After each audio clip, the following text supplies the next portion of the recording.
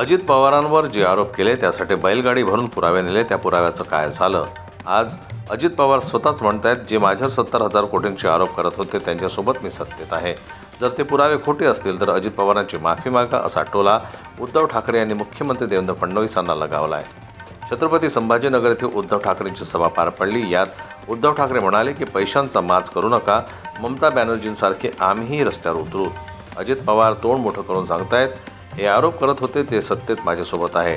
त्यांनी 70,000 कोटींचा आरोप केला, त्यांच्या मांडीला मांडी लावून बसतातच कसे? फडणवीसांनी बैलगाडी भरून पुरावे नेले, आता काय करायचं त्या पुराव्यांचं? जर कागद खरे असतील तर अजित पवार यांना आरोप सिद्ध होईपर्यंत सोबत घेऊ नका, आणि जर खोटे असतील तर अजित पवार यांची माफी मागा, अशी मागणी त्यांनी केली. तसेच प्रत्येक निवडणुकीत महाराष्ट्रात बांगलादेशी घुसलेत बोलता हे तुमच्या अमित शहा यांचं अपयश आहे. तुमचं सरकार आहे ना? साताऱ्यात ज्या कंपनीत धाड पाडली ती कोणाची ते उघड करा. महाराष्ट्र अराजकतेच्या बाजूनं जात आहे. मुंबईमध्ये 92,000 कोटींची FD केली. कामे करताना कोणाचेही पैसे न घेता कामे केली. आज कर्जबाजारी करून ठेवलेली कुठून पडणार हे पैसे? विकास पाहिजे पण नियोजनबद्ध हवा. ठेकेदाराचा विकास नको, कारभार हा पारदर्शक हवा. भाजपासारखा नको, सब कुछ दिखता है तसा नको. त्यामुळे मशाल घेऊन पुढे आलो आहे.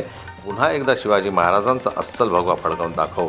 तुम्ही एक वचन पूर्ण करा, आम्ही तुम्हाला दिलेली वचनं पूर्ण करून दाखवू. आता भगवा फडकवण्याची जबाबदारी तुमची, असं आवाहन उद्धव ठाकरे यांनी जनतेला केलं आहे. ब्युरो रिपोर्ट, जनमत लाईव्ह न्यूज. मराठी बातम्यांसाठी जनमत लाईव्हला लाईक करा, सबस्क्राईब करा आणि बेल आयकॉनला दाबायला विसरू नका.